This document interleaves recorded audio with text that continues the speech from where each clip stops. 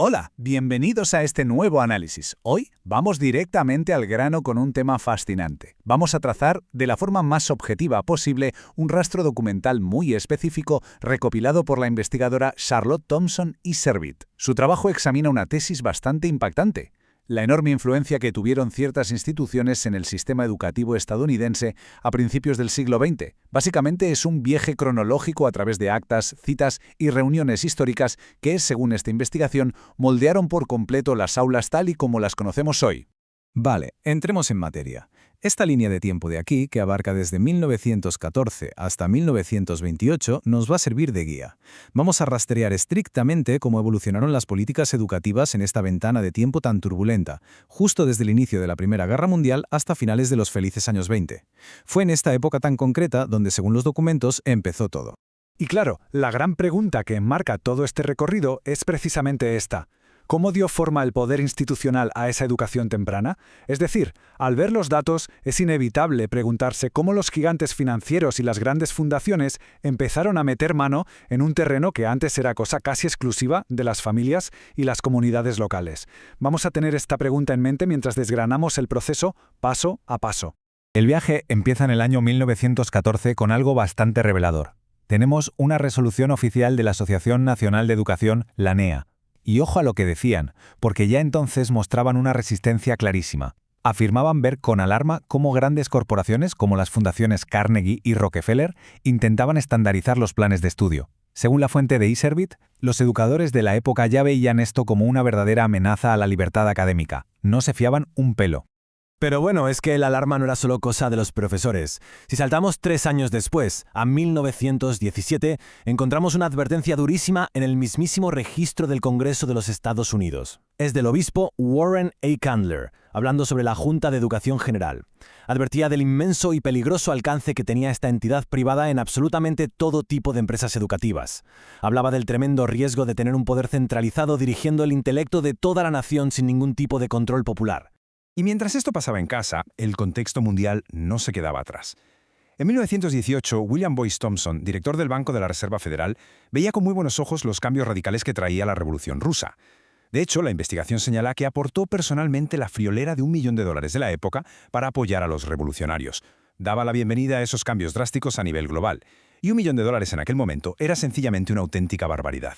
Ese mismo año, en 1918, la fuente afirma que estas dos megafundaciones tomaron una decisión estratégica brutal. Se repartieron el terreno de juego para acabar con la educación académica tradicional. Así de simple. La Fundación Rockefeller se encargaría de la educación nacional, dentro de las fronteras de los Estados Unidos, mientras que la Carnegie asumiría el mando de la educación internacional. Fue una división logística milimétrica para un cambio sin precedentes. Y esto ilustra de manera brillante cómo toda esa filosofía comenzó a tomar forma oficial. En 1919 se funda la Asociación de Educación Progresista, con figuras clave como el célebre John Dewey al frente. Y lo impactante no es solo que quisieran reformar las escuelas de su país, sino que, como revelaron más tarde en 1943, su meta real era redactar planes para todos los niños del mundo, un proyecto a escala planetaria. Si avanzamos a 1921, entra en escena la Liga por la Democracia Industrial. Curiosamente, esta organización antes se llamaba, de forma mucho más explícita, Sociedad Socialista Intercolegial.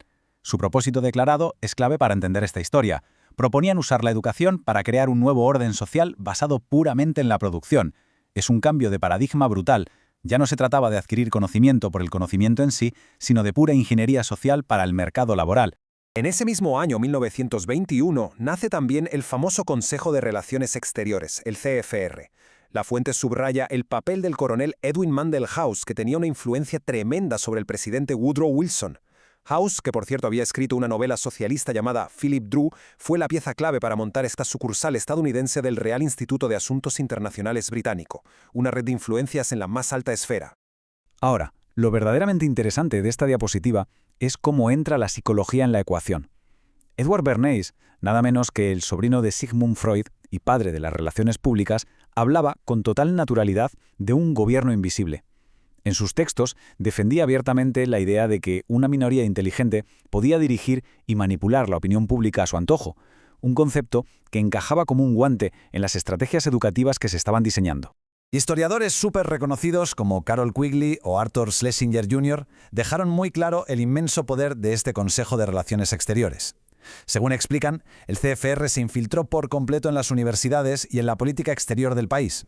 Además, movían los hilos de la opinión pública a través de 5 de los periódicos más importantes. En resumen, y según estos académicos, actuaban como una fachada perfecta para la élite financiera de Nueva York y JP Morgan. Llegamos a 1925 y nos topamos con 2 grandes eventos que parecen no tener nada que ver. Por un lado, con dinero de los Rockefellers, se crea la Oficina Internacional de Educación, expandiendo esta agenda por el mundo. Por otro, se celebra el mediático juicio de Scopes, que garantizó que la teoría de la evolución se quedara en las escuelas públicas. Según la autora, ambos eventos empujaron en la misma dirección hacia una educación globalizada, mucho más estandarizada y laica. Para atar cabos entre estos 2 hitos, hay que leer a Sir Julian Huxley, un destacado socialista que luego sería el primer director general de la UNESCO. Él decía que la evolución era la nota clave del humanismo. El texto que analizamos hoy sugiere que esto no era casualidad. La teoría evolutiva se utilizaría como base psicológica para, básicamente, aplicar métodos de adiestramiento conductual en los alumnos, casi como si se tratara de condicionamiento animal. Claro, para implantar toda esta filosofía a nivel mundial, hacía falta hacer una buena limpieza de ideas tradicionales. En 1927, el doctor Augustus Thomas, que era el comisionado de educación en Maine, lo dijo sin rodeos. Hablaba de un largo proceso educativo necesario para crear una mente internacional, barriendo o cepillando las telarañas del viejo orden. Una declaración de intenciones clarísima. Bueno, después de hablar de tanta corporación gigantesca y de planes geopolíticos de alto nivel, la pregunta cae por su propio peso. ¿Cómo aterrizó todo este debate teórico en el aula del día a día? ¿Cómo afectó al alumno de a pie? Vamos a bajar de las nubes de la teoría a una habitación concreta, donde se diseñaron los planes de estudio.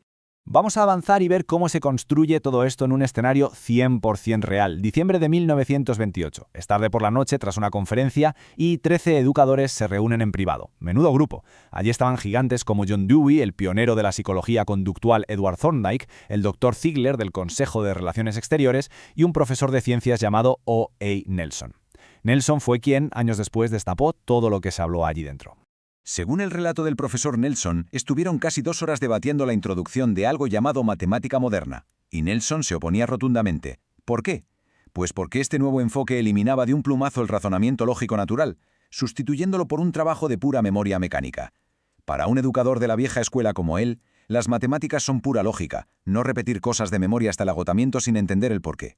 Entonces, el punto crucial aquí es la asombrosa respuesta que le dio el Dr. Ziegler. Nelson documentó que Ziegler le contestó básicamente que eso era exactamente lo que buscaban. Cito textualmente la fuente. Queremos una matemática que los alumnos no puedan aplicar a situaciones de la vida. Es decir, la intención explícita que relata Nelson no era mejorar la enseñanza, sino crear una barrera enorme para que los estudiantes no pudieran usar la lógica en el mundo real. Pero la cosa no queda ahí. El informe añade un detalle que muestra cómo funcionan estos procesos a largo plazo. En aquella reunión acordaron que este cambio tan radical iba a generar demasiado rechazo en 1928. ¿Qué hicieron? Pues sustituirlo por una versión más descafeinada temporalmente y esperar. Tuvieron paciencia hasta 1952, año en el que finalmente introdujeron de golpe esta matemática moderna en todas las escuelas. Un plan diseñado a puerta cerrada que tardó décadas en ejecutarse. Todo este recorrido, desde la alarma de los profesores en 1914 hasta esa tensa reunión a medianoche en el 28, dibuja un rastro cronológico muy claro según los documentos aportados por la autora, y la verdad nos deja con una profunda reflexión. Si existe evidencia en papel de que hubo planes institucionales tan deliberados para alterar la forma en que los seres humanos razonamos, quizás deberíamos plantearnos cómo evaluamos las crisis educativas de hoy en día.